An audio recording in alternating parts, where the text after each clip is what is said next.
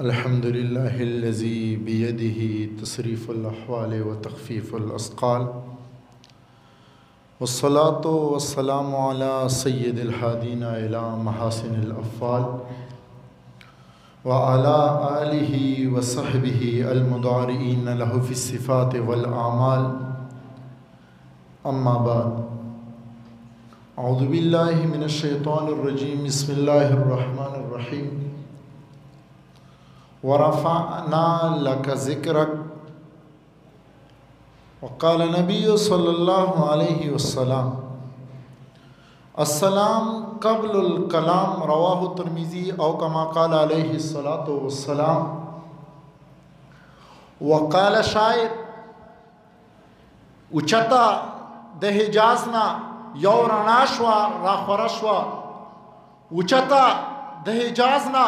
یو رڼا شوه راخوره شوه، تا یو کډې په سر کې د توحید بله ډیوه شوه، و نامه یې چې د خدای نامې سره شوه کلمه شوه، او جنت کې شو انعام کې چا چې مینه ورسره شوه. ان الله وملائکته یصلون علی النبی یا ایها الذین آمنوا صلوا علیه وسلموا تسلیما. ټول په شوق او په ذوق سره درود شریف وایي. اللهم صل علی سیدنا وطبیبنا وذریاتنا واهل بیتنا وعلماء ملتنا وشهداء ملتنا اجمعین طیبین طاهرین. الصلاة والسلام علیک یا سیدی یا رسول اللہ وعلى آلک واصحابک یا سیدی یا حبیب اللہ. بعد حمد والصلاة دلتا په سټیج باندې ناس قابل قدر احترام علماء کرام او زمونږ د دې علاقې سپینګیري مشران او همزولو او وړو، خدای پاکم د دې محفل د برکته دیدار د مصطفی نصیب کا. ټول زمونږ مولوي صاحب ډېر ښایسته بیان وکړو،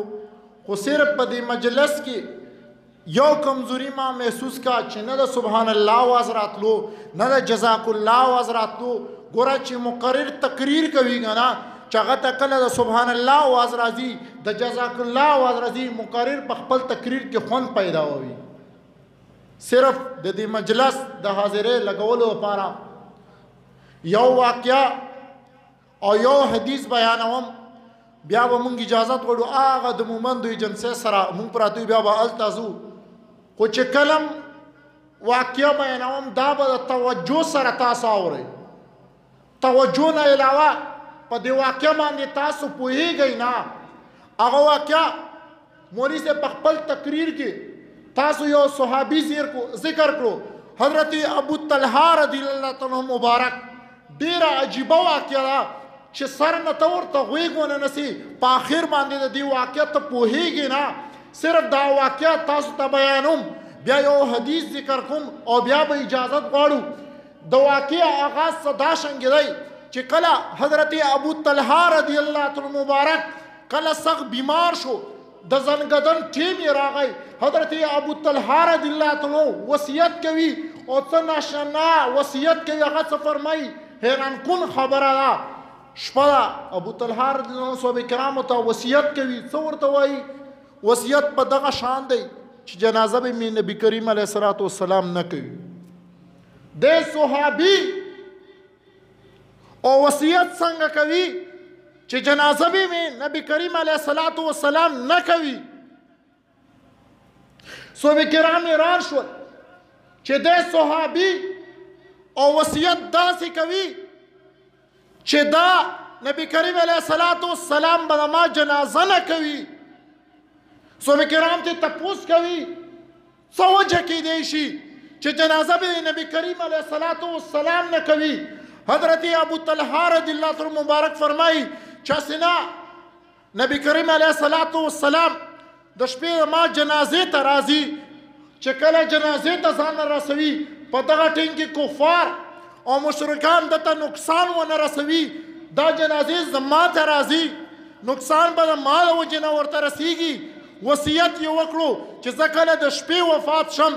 نبی کریم علیه الصلاة والسلام جنازه کوي او نه به هغه خبروي، اسنا نبی کریم علیه الصلاة والسلام ته نقصان ورسیږي. کله چې ابو طلحه رضی الله عنه مبارک د شپې وفات شو صحابه کرامو قبر وکنیستو کفن دفن وشو جنازه وشو سحر ټیم دی نبی کریم علیه الصلاۃ والسلام د سحر جمع ادا کړه تپوس کوي ابو طلحه رضی الله عنه په سحال کې دی په دا ټیم کې ډیره ناشنا سوچ راځي ټول صحابه کرام لاندې ګوري سیدنا ابو بکر صدیق صاحب خلیفہ اعظم دی هغه هم لاندې ګوري په دغه ټیم کې یو صحابي جواب ورکوي چې اے نبی کریم علیه الصلاۃ والسلام ابو طلحه رضی الله تعالی عنہ د شپې وفات شوی دی نبی کریم علیه الصلاۃ والسلام تپوس کوي آیا د جنازې د کفن دفن هم څه کړي دي او کنا صحابه کرام جواب ورکوي چې ابو طلحه رضی الله عنه وصیت کړی دی وصیت یې په دا شان کړی چې نبی کریم علیه الصلاۃ والسلام به د ما جنازه هم نه کوي او بیا دا فرمایي چې جنازه به هم نه کوي او هغه به خبروي هم نه نو مونږ جنازه هم کړې ده ابو طلحه رضی الله عنه کفن دفن هم مونږ کړی دی نبی کریم علیه الصلاۃ والسلام په جوش و خروش کې راځي صحابه کرامو ته فرمایي چې پاسئ اوځئ ټول را روان شئ د ابو طلحه رضی الله عنه قبر مبارک ته لاړل قبر مبارک ته لاړل نبی کریم علیه الصلاۃ والسلام لاس اوچتوي څه په ناشنا طریقه یې اوچتوي هغه سوال هغه دعا ته چې ته وګورې د انسان د صحابه کرامو محبت یې واضحېږي نبی کریم علیه الصلاۃ والسلام مبارک لاس اوچتوي چې ابو طلحه رضی الله عنه مبارک ما سره دومره محبت وو چې جنازې ته یې نه یم راوختی د وجې د دې نه چې ما ته نقصان ونه رسیږي نبی کریم علیه الصلاۃ والسلام لاس مبارک اوچت کو نبی کریم علیه الصلاۃ والسلام دعا کوي اے رب لا یزال چې کله د ورځ د قیامت شي تله د حشر ولګېږي تله د میزان ولګېږي نو نبی کریم علیه الصلاۃ والسلام فرمایي ساجبه الفاظ وایي په دغه طریقه یې وایي چې خو اے رب لا یزال ابو طلحه رضی الله عنه مبارک سره داسې میلاو شه چې ابو طلحه رضی الله عنه مبارک تا ته خاندي او ته ابو طلحه رضی الله عنه مبارک ته خاندي دا د صحابه کرامو شان دی شان د وجې د نبی کریم علیه الصلاۃ والسلام مبارک نه ورته حاصل دی یو واقعه بله تاسو ته وبیانوم بیا به اجازت غواړم ډېره عجیبه واقعه ده د ابو ذر غفاري رضی الله عنه مبارک دی دا ډېر ناشنا صحابي دی دا ملک شام کې اوسېدو چې کله نبی کریم علیه الصلاۃ والسلام د نبوت اعلان وکړو د خپل ورور راولېږلو چې ته لاړ شه حقیقت وګوره چې نبی کریم علیه الصلاۃ والسلام دا دی او که نه دی ورور یې را روان دی ملک شام نه سفر یې کوي دغه ټایم دی چې نبی کریم علیه الصلاۃ والسلام مکې مکرمې ته راورسېدو چې کله مکې مکرمې ته راورسېدو هغه چې وکتو چې نبی کریم علیه الصلاۃ والسلام کوم کلام کوي دا پر اشعارو کې نشته نبی کریم علیه الصلاۃ والسلام چې کوم کلام کوي دا د کاهنانو کلام نه دی ډېر عجیبه تاثر یې وکړو هغه کس لاړو ابو ذر غفاري رضی الله عنه مبارک ته لاړو کله چې ابو ذر غفاري رضی الله عنه مبارک ته ورسېدو هغه ورور ورته وایي چې والله چې دا نبی کریم علیه الصلاۃ والسلام دی چې دا کلام کوي نه د کاهن کلام کوي نه د جادوګر کلام کوي دا ډېر مفصل او مبلغ کلام کوي نو په دغه ټیم کې ابو ذر غفاري صاحب مجبوره شو چې مدینه منورې ته راشي او مدینه منورې ته چې کله راشي نبی کریم علیه الصلاۃ والسلام که په خپله کلام یې واورېدو او اثر یې راباندې وکړو نو ایمان به راوړم که چېرته اثر یې راباندې ونه کړو ایمان به نه راوړم ابو ذر غفاري صاحب را روان دی د ملک شام نه را روان دی دغه ټیم دی چې مدینه منورې ته راورسېدو او ډیپټي حضرت علی کرم الله وجهه ته څه حواله شوې وه چې کله به مسافر راغله که نه پردیسیان نبی کریم علیه الصلاۃ والسلام هغه به د تپوس کولو چې یاره تاسو سره راغلي ابتدا اسلام دی چاسې نه څه نقصان نبی کریم علیه الصلاۃ والسلام ته ورسېږي په دغه ټیم کې ډېر عجیبه انداز دی ابو ذر غفاري صاحب راغی کېناستو چې کله کېناستو په دغه ټیم کې ډېره عجیبه خبرې کې چې کله کېناستو نبی کریم علیه الصلاۃ والسلام نه راوتلی چې کله نبی کریم علیه الصلاۃ والسلام نه راوتلی په دغه ټیم کې ډېر عجیبه خبرې کا اوس ګوري ټول صحابه کرام ناست دي دغه ټیم کې چې شپه راغله علی کرم الله وجهه ورته فرمایي چې پردیسي تاسو څه کار دی دی ورته خپل راز نه ښکاره کوي که چېرته راز ښکاره کړم نقصان دی اسنا ماته نقصان ورسېږي ابوذر غفاري سے فرمایي هغه ټیم کې شپه تېره شوه سبا شو دا پردیسي سبا هم دلته موجود دی درېیمه ورځ شوه ابوذر غفاري صاحب د علي کرم الله وجهه ته تپوس کوي چې دلته ما اورېدلی دي چې دلته نبي راغلی دی د هغه کلام نه راځم نو علي کرم الله وجهه ورته فرمایي چې دلته د کفر ډېر زور دی که زه تا ته وایم چې ته ما سره روان شي کفار تا ته نقصان ونه رسوي په دغه ټیم کې ورته څه فرمایي چې داسې کار وکړه چې د ما پسې را روان شه او کله چې کفار روانېږي کله د کپړو باندې نه سات چې کپړې مې خرابې دي کله بوټان پاکوه چې بوټان مې ته مخکې تېرېږه یا به زه مخکې تېرېږم ډېره عجیبه خبره ده چې دغه ټیم کې ابوذر غفاري صاحب کله مکې مکرمې ته راورسېدو په دغه ټیم کې دا نبی کریم علیه الصلاۃ والسلام کلام یې واورېد او دا داسې کلام دی دا چې په چا هم اثر کوي واوري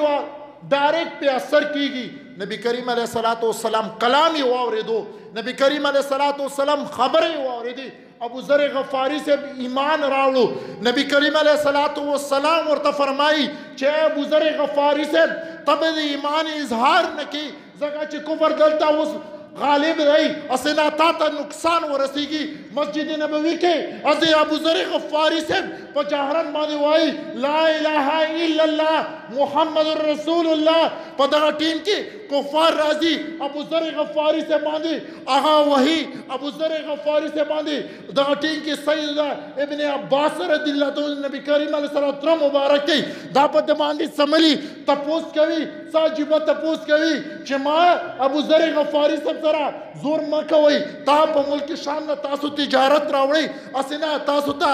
نقصان ورسېږي دا د کبیرې د غفار صاحب نه و دغسې ابوذر غفاري صاحب سبا بیا عمده کار کوي کافران یې بیا وهي بیا ابن عباس صاحب پې سملي درېیمه ورځ بیا دا کوي چې کله نبی کریم علیه الصلاۃ والسلام څه پته ولګېده چې دا زما صحابي دی ابتدا د اسلام ده او دا داسې کارونه د اسلام د بلندۍ لپاره کوي ابوذر غفاري صاحب به یو کولو چې دا کلمه حق ده دا کلمه حق ده دا زه نشم پټولی نبی کریم علیه الصلاۃ والسلام حدیث مبارک نقل کوي چې هذا هلته ابوذر غفاري صاحب روان دی نبی کریم علیه الصلاۃ والسلام حدیث وړاندې کوي چې هذا ابوذر یمشي وحده ويموت وحده ويبعث وحده دا نبی کریم علیه الصلاۃ والسلام فرمایي چې دا ابوذر غفاري صاحب دی د اسلام دپاره ځان له مزلې کوي ويموت وحده کله چې مرګ راځي دا به یوازې وي او بیا یو انعام ورکوي په دغه ټیم کې انعام ډېر عجیبه انعام دی سوچ کول تاسو له پکار دي بیا فرمایي و چې ویبعث وحده چې کله ورځ د قیامت شي ابوذر غفاري صاحب به یوازې پاسېږي دا کمال ورته په څه باندې ورسېدو کمال ورته په دې باندې ورسېدو چې دا د نبی کریم علیه الصلاۃ والسلام سره محبت د وجې نه ورسېدو تاسو چې کوم محفل کې ناست یئ دا محفل څه خالي محفل نه دی الله جل علی شانه یو فرشتو یو ټولګی مقرر کړی هغه ګرځي د اسمان نه راکوزي شي اسمان نه چې راکوزي شي هغه کمال دا دی هغو فرشتو چې دا دغسې بهترین محفل ګوري بهترین محفل چې ګوري په دغه ټیم کې چې دا محفل وګوري ورته چې نبی کریم کله چې فرشتې لاندې راکوزي شي هغه دا محفل ویني وخیږي بره عرش عظیم ته ورسي خدای پاک ته فرمایي چې لاندې مونږ کوزي شوي وو هلته مې یو ټولګی داسې ولیدو چې هغه ټولګي کې د ستا ذکر کېدو ستا د حبیب ذکر کېدو وجه څه وه چې د ستا ذکر کېدو ستا د حبیب ذکر کېدو نه خدای پاک ورته فرمایي چې دغو ټولو خلکو ته ما بخښنه وکړه فرشتي سوال کوي، ډېر عجیبه سوال کوي چې دغه خو داسې کسان مو چې دلته یې څه کار نه و، کار یې نه و، د چا سره کار له راغلي و، د محفل سره یې تعلق نه و. نو خدای پاک ورته څه فرمایي چې دې د محفل د برکته هغو نورو خلکو ته ما بخښنه وکړه. دلته تاسو د مازدیګر نه ناستې، دا څه هغسې محفل نه دی چې لږه بهر ټونګ ټاکر شروع وي. ما نه بله چا تپوس وکړو، ډېر عجیبه تپوس یې رانه وکړو، تپوس چې ډېر عجیب، زه یې ډېر زیات ذهن مې واړولو. هغه ما نه تپوس کوي چې یاره مونږ زوی ته واده وکړو، زوی ته واده وکړو او هغه د مونږ خبره نه مني. ما ورته وویل چې هی زوی ته څنګه واده کړی، هلته د ډمان نه وستلي، شیطان دې خوشحاله کړی دی، هلته د اجلاګان نه وستي د ګډا لپاره، او ته د زوی نه د خیر تمه کې ستا رسول الله صلی الله علیه وسلم خفه کړی دی، شیطان دې خوشحاله کړی دی، دا زوی به تا ته څه فایده ورسوي، ستا شیطان خوشحاله کړی دی. نو سوال کوم، سوال ارته کوم چې د ټنګ ټکورو نه، د ګانو د بجانو نه دې نه پرهیز وکئ. او زه تاسو ته یو واده بلن کوم، که چېرته مړ وم قبر ته مې راشئ او په قبر باندې مې دا خبره وکئ چې تا دروغ ویلي. کله چې په واده باندې داسې محفل وشي، د هغه الوات پیدا شي، د هغه کس الوات پیدا شي، یا هغه کس په خپله وي، تپوس وکئ په ټول عمر به د دغه نه پلار نه وي خفه، نه به ترې مور خفه وي. چا چې ټنګ ټکور وکړو، ډمان یې راوستل، ګانې بجانې یې ووهلې، دا هر څه یې راوستل. تاسو ته ځئ، قسم بالله که ترې نه پلار خوشحال شي، قسم بالله که ترې نه مور خوشحاله شي. جولی ورته غوړوو چې ځان وساتئ. او تاسو دا وګورئ، دا معاشره روانه ده، ډېر عجیبه معاشره ده. نبی علیه صلات وسلام په ذات باندې ګوتې اوچتېږي،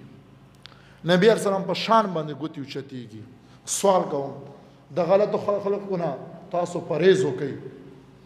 ګوره اوس داسې زمانه راغلې ده چې ګیرې نښې غټې غټې دي، پټکي نښې غټ غټ والي وي، هر یو شی صحیح دی، خو دا خبره ده چې د دین په جامه کې دین ته نقصان رسوي. دین ته نقصان څه شی دی؟ دین ته نقصان دا دی چې دا نبی اسلام په ذات کې خبرې کوي. سوال ورته کوم. او بله ورځ ما یو تقریر واورېدو، په منځ کې مې بند کړی دی، په والله العظیم چې ګوره ماله خوب نه راته، زه خو یې پېژنم نه، ځان ته مفتي وایي، مفتي شاکر دی که څه بلا، ځان ته مفتي وایي خو زه خو یې مفتي مانم نه. هغه ډېر عجیبه خبرې کړي وی زه نبی اسلام ذاتي طور باندې نه مانم. ظالمه د نبی علیه صلات وسلام هغه روح مبارک د بابا آدم علیه صلات وسلام د پیدایش نه مخکې خلکو منلی دی، او په دغه خبره باندې علماء کرام ناستي، غټ غټ علما ناستي. ظالم شیخ غلام حضرت سے په دغه باندې ډېر مفصل بیان کړی و. الله دې دغه درجات بلند کړي. دین اسلام د پاره ګوره ډېر غټ خدمت کړی دی، دا به تاسو نه هېروئ. ګوره شیخ غلام حضرت صاحب دین اسلام د پاره ډېر غټ خدمت کړی، دا به تاسو نه هېروئ. ګوره ځان وساتئ، د غلطو خلکو نه ځان وساتئ. غلط خلکان تاسو پېژنئ، ښه خلکان تاسو پېژنئ. بس خپل دا خبرې مونږ هم د لرې ځای وو. انشاءالله بار بار به ملاقاتونه کېږي، بار به خبرې کېږي. صرف په دغه شعر باندې خپل تقریر اختتام پذیر کول غواړم کہ یہی ہے آرزو کہ تعلیم قرآن عام ہو جائے، یہی ہے آرزو کہ تعلیم قرآن عام ہو جائے، سب سے اونچا پرچم اسلام ہو جائے. وآخر دعوانا الحمدللہ رب العالمین.